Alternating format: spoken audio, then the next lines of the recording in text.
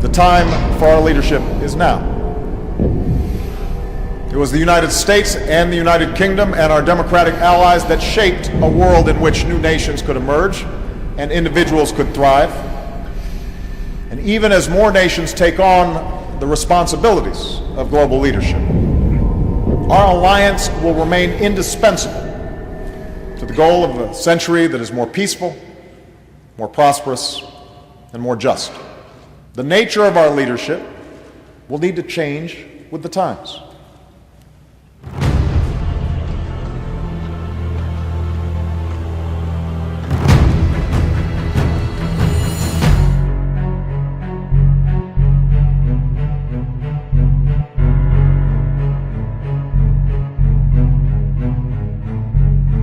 You're now listening to Dancing at Vanguard Productions.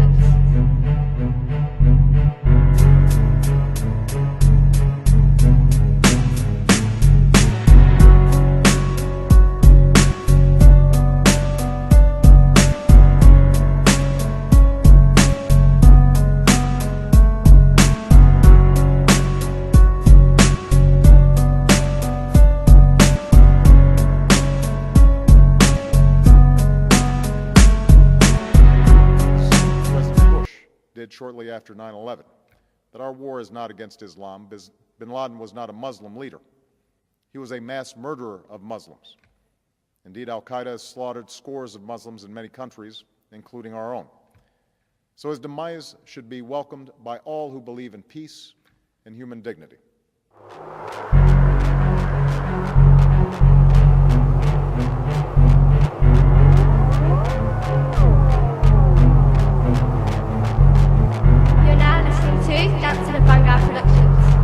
I receive this honor with deep gratitude and great humility.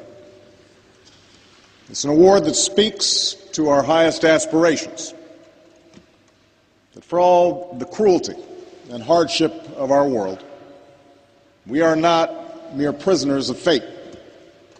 And yet I would be remiss if I did not acknowledge the considerable controversy that your generous decision has generated. In part, this is because I am at the beginning and not the end of my labors on the world stage. Compared to some of the giants of history who have received this prize, Schweitzer and King, Marshall and Mandela, my accomplishments are slight. You just said you used the phrase a Muslim president, and right. There are a lot of our viewers out there who probably jumped up straight up on their chairs and said, "What did he say?" Yes. And why do you say that? And I will give you the reason. My wife Rachel is Jewish and I'm Jewish, but I'm from America. She's from Egypt. I think like a Christian. She thinks like a Muslim. My wife is an intelligence gatherer for the Israeli government in Kol Israel radio services. And she was picking up broadcasts for years before the 2008 elections. And the Saudis were saying, and my wife didn't understand it until later, we will have a Muslim in the White House in 2008. And the fact is, nobody knew who Obama was before 2008. That's true.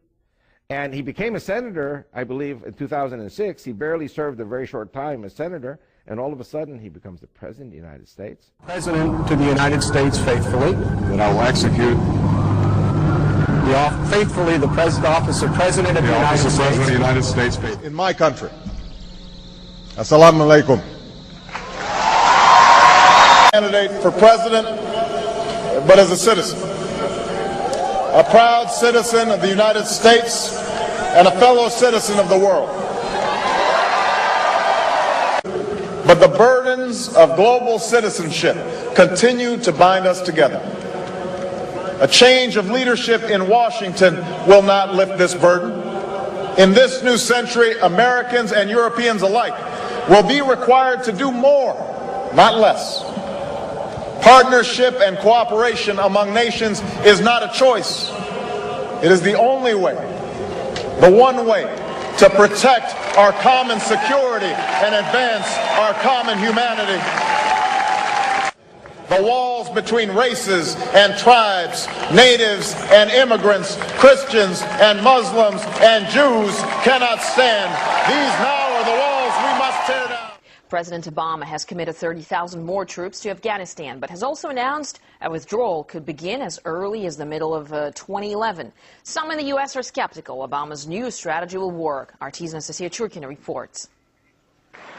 After months of making up his mind, the U.S. president has revealed his plan for Afghanistan, escalating the war at the fastest possible pace. It is in our vital national interest to send an additional 30,000 U.S. troops to Afghanistan. In a speech that...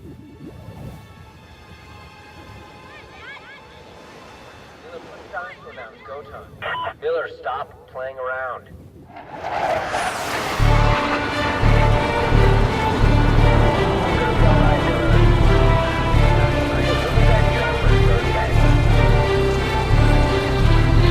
You are now listening to Dancing Beats.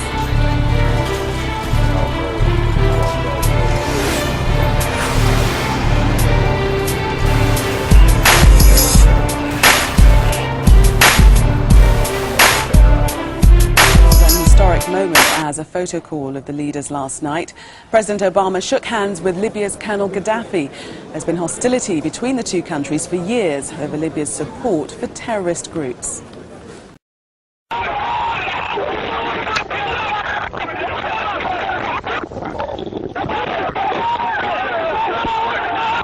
The government of Libya announced the death of Muammar Gaddafi.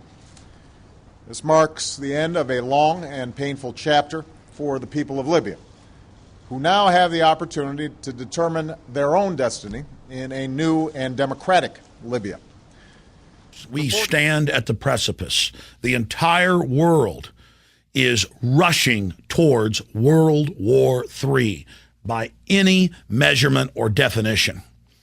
The private offshore banks that dominate Europe and the United States are invading countries all over the Middle East, North Africa, and trying to start a war as well with Pakistan. This is all happening as the world economy has imploded and as the private central banks openly announce a private corporate bank of the world. Everything you do know about, very little, but what we do know about him has been anti everything we stand for, and he's in the White House. So why are we surprised? Why are we surprised? So now you turn and realize that for the first time, now see people, when I travel, there's two questions when we have an open Q&A. Typically, there's two questions we can always ask. Where's American prophecy? Anybody who study eschatology recognize that all the major players are clearly identified. America is conspicuous in its absence of mention. So that's a valid area of discussion. Then the second question we often get to the spiritually mature audience is say, why hasn't God judged America? Billy Graham quipped several decades ago very cleverly. He says, if God doesn't judge America, he'll have to apologize to Sodom and Gomorrah.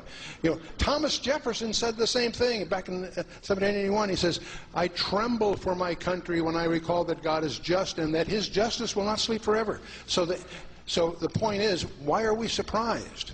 Now, if you're going to start talking about the judgment of God, you quickly discover there's at least 4 or 5 kinds of judgment. There's calamitous judgment like Noah and all of that. There's eschatological judgment like Revelation 6 and following and so on. One of his judgments could be called his abandonment judgment. Imagine yourself as Samson on that third visit to Delilah, and when you wake up, you discover that your strength is gone. In a few seconds, you realize that God has abandoned you. Can you imagine how Samson felt as he realized the significance of not being able to break loose like he had before and so forth? The abandonment judgment. That's exactly what Hosea was called to present to the northern kingdom.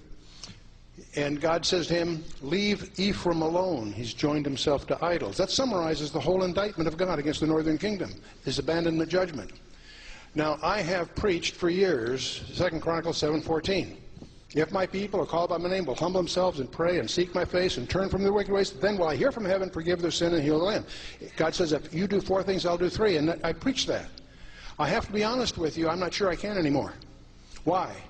Because there is, when I was redoing our Genesis commentary, I was startled to discover how God's primary jealousy is as his role as creator. not as Redeemer. To understand his redemption, you have to have the Word of God. So you have an excuse, so to speak, not knowing that. But you do not have an excuse about the creation, because the creation testifies of itself, of him. Psalm 19, etc. So the point is, I was startled to discover that God's primary passion or jealousy, if you want to call it that, is as his role as creator. And I also was startled to discover there is a specific judgment of God that is poured out upon a nation that fails to acknowledge him as creator. I used to read Romans chapter 1, verse 18 to the end, and I thought it was about homosexuality. No, it isn't. Not if you read it carefully. In that passage, starting at Romans 1, from verse 18 to the end, 3 times in that passage, God says, because they did not recognize me as creator, I, God, will give them over to that which is not convenient. And then it describes homosexuality in terms that you can't read it to a small family, to young people. I mean, it's pretty graphic. The point is, it's not about homosexuality. I always thought it was. No, read it carefully. It's about a judgment of God that God puts upon a culture that fails to acknowledge him as creator. And I'm not talking homosexual. I always looked at it as an individual choice, as my friend Don Perkins pointed out. That's an issue for the individual. Fine. As a collective thing, it's a judgment of God. And so, as I read any paper, pick it up, I'm beginning to suspect. I'll say it carefully. I'm beginning to suspect that the judgment of God has begun. Not because of the earthquakes and that. No. It's because of the sin of Sodom and Gomorrah was not homosexuality. It was the public condoning of it. Okay? And to see where we're headed, I think you start talking about Jimmy Carter. Yeah. I think it's one of those rare comparisons that I think it's unfair to Jimmy Carter to compare him to Obama, because Obama is a sworn enemy. Obama is a sworn enemy of everything I stand for. And so he's not my president.